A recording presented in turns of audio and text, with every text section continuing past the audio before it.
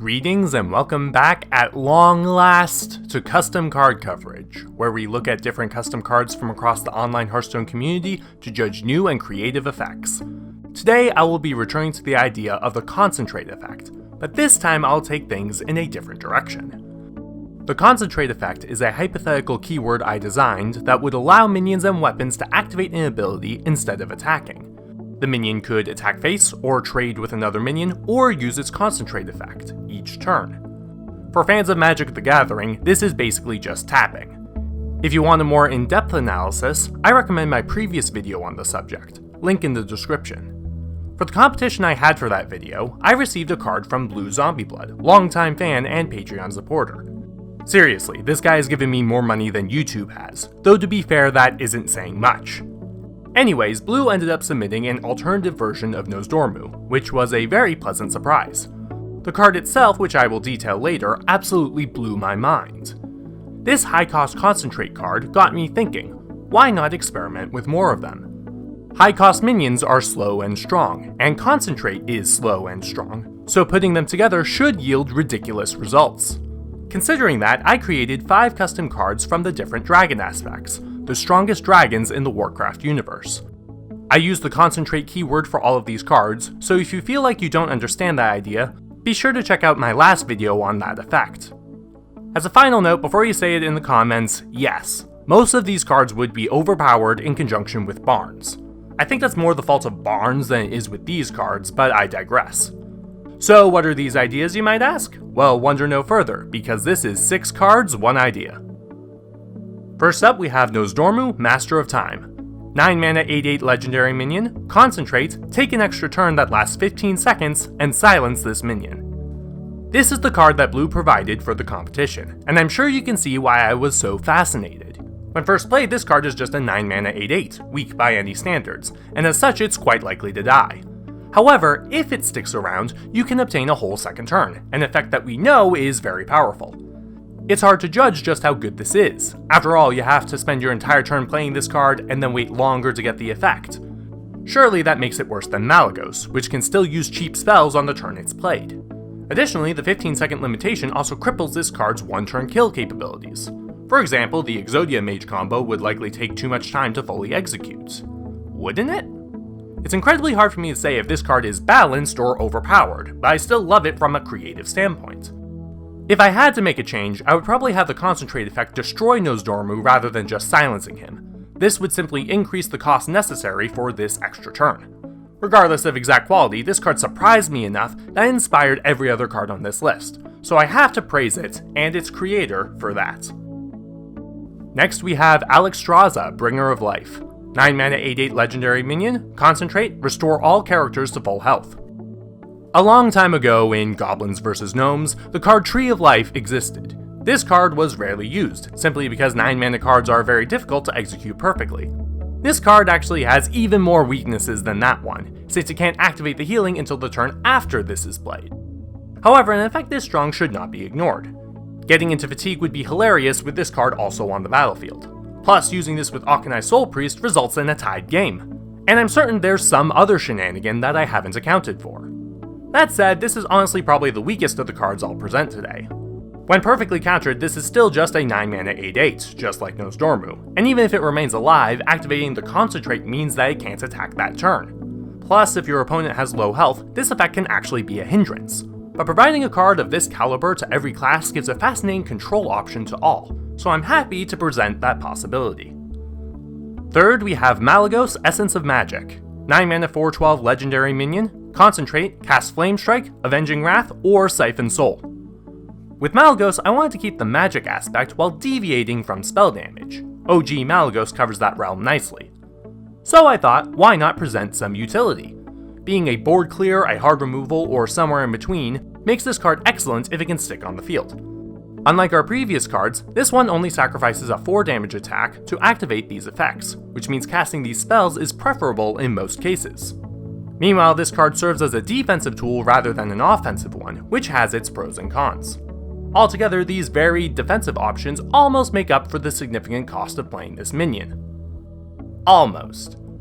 A weakness of all of these cards I presented is that they are painfully slow, which makes their power hard to utilize. That said, I still think this card would be a more fascinating addition to the game than some other 9-drop minions we have, so I'm still quite proud of my design. Next we have Ysera of the Emerald Dream. 9 mana 4/12 legendary minion, Battlecry and Concentrate, enter or exit the Emerald Dream. Death Rattle, give your opponent a Dream Escape. Dream Escape simply reads, exit the Emerald Dream. The Emerald Dream is an alternate battlefield that Ysera enters and exits while all other minions remain behind. This might seem complicated, so allow me to explain. Upon playing Ysera, all other minions vanish as the battlefield changes, leaving just Ysera on the field. This would be similar to Deathwing, except if the opponent kills Ysera and plays Dream Escape, all minions once again return, fresh and ready to attack. But let's say Ysera can't be killed. If minions are played in the dream, Ysera can then warp back to the other battlefield to trap those minions in the dream, potentially permanently.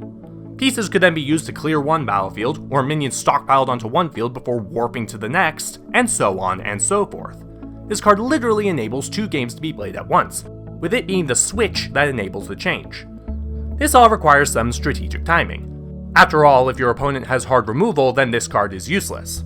And with all that strategy, there are still weaknesses. The Dream Escape enables things to be returned exactly as they were, or the opponent can use it to trap other minions. And if both players have Ysera, well, then the antics get positively preposterous. I adore how this idea is complex, but still simple enough to understand. And through all the possibilities, there are strategies that can enable players to pull ahead, and counter strategies that can bring the whole thing crashing down. That makes for an excellent standalone card. Up next we have Lord Victor Nefarious. 9 mana 8/8 legendary minion. Concentrate, cast 5 random spells from your opponent's class, targets chosen randomly. Death Rattle, summon Nefarian the Undead. Nefarian the Undead has Concentrate, summon an 8/8 Onyxia. First off, yes, Nefarian isn't a dragon aspect, he's the son of Deathwing. Sue me, there are only 5 aspects and I need 6 cards, and the flavor of this card is on point. Second, this card is weird to say the least. The initial Nefarian's Concentrate effect is very prone to backfiring, which might leave you inclined to just attack with the minion instead. But in case of desperation, or maybe just for fun, the effect might be nice to use. If unused, this card is an 8/8 with Reincarnate, not too shabby.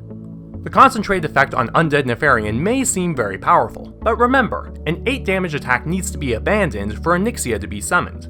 Considering you need to get the original Nefarian killed, and then wait a turn for the new Nefarian to be able to use the effect, the steps are relatively complicated. But the end reward is 2 8/8 minions minimum, Silence and Transform exempt, and more 8/8 minions if this is used cleverly. I'd say that's worth a 9 mana card. Finally, we have Deathwing Power Incarnate. 10 mana 12/12 legendary minion, Concentrate, destroy all other minions. Now hold your horses about the power of that Concentrate effect. Remember, this needs to stick for it to work, which means playing this and having your opponent somehow not kill it instantly. If that doesn't happen though, oh boy. Remember, using the effect means that the 12 damage attack is forfeit, plus any minions on your side of the field. As such, this effect is a powerful defensive alternate to Deathwing's atrociously powerful stats. This dichotomy makes this minion an epic final boss in some matchups, or in others makes it an immediate sheep. Once again, if you're going to have a superpowered minion, I feel like this one is a good design. Powerful, game-ending, but still having weaknesses. I should have a poll in the top right to vote for your favorite of these cards. Nozdormu isn't on this list because I only have 5 options for the poll, and I didn't design that card anyways. Please let me know what you like best. I'm curious to see the results. Now, I have a serious question for you all. Are these cards too strong or too weak? The thing about cards like Onyxia, Nefarian, Nozdormu, and Deathwing is that playing a large minion often isn't worth the cost. Large minions are almost exclusively included in decks that can exploit strategies to get them out faster. The ones that aren't usually have a powerful, immediate effect. My Concentrate keyword is not an immediate effect, it's a reward for keeping the minion on the field. Does that make these cards too slow? Or does having these cards at this power level leave them open to exploits? Or are those exploits the overpowered part? I don't know the answers to these questions, but I didn't design these cards to find those answers. I just wanted to do something very simple. Create large, endgame minions that feel amazing and powerful, if used correctly. For this week's custom card challenge, we'll do things a bit different. If you have an idea for a dragon aspect card, send me a tweet. @PennilessPlayer, that's Penniless with a Y, hashtag dragon card. The rules are the card in question must be a powerful dragon, like Deathwing or Ysera, although it doesn't have to be an actual dragon aspect. For example, Nefarian and Rathian are fair game so long as you make them strong enough, or a dragon that you make up so long as it has a personality. You can use Concentrate or not so long as the end result is interesting. I look forward to seeing what you come up with. On the last episode over a month ago, I asked you to tweet me for hashtag jousting card, and my favorite goes to Dreams, who made Gravekeeper Danth. 3 mana 3/4 legendary minion, Battlecry, reveal a minion in each deck. If yours costs more, give it Echo. I said before, Joust is best if the bonus is subtle, and boy is this effect subtle. Ideally a 1 or 2 cost minion would get the effect, but the odds of that are incredibly low. Meanwhile, this hitting a 6 or higher cost card is completely useless. Thus, a 4 or 5 cost minion is probably the most realistic, except Echo doesn't help much with those cards. And even if you do all of this, you still need to draw the card in question. And even if this snipes the perfect card and you draw it, your strategy is telegraphed to the opponent since they can see the joust. Altogether, this is a very, very weak effect, which is perfect! We don't want powerful joust, we want something simple, and this provides exactly that. In the worst case, it's still a 3 mana 3/4, and in the best case, it has many weaknesses. Altogether, this card would be too weak to see play, but that's fine. The idea behind it and its execution still warrant praise. Excellent work. Be sure to check out Twitter for more cards like these ones. Remember to craft, critique, and have fun. Smile on the just, and I will see you all next time.